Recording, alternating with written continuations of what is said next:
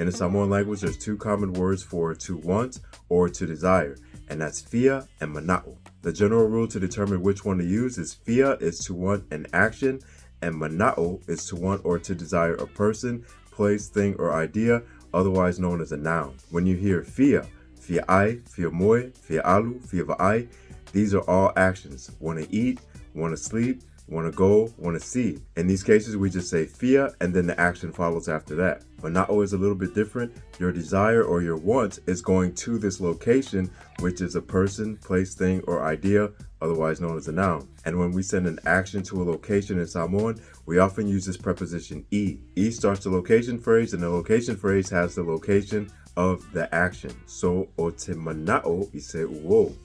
O te mana'o I se ta'avale.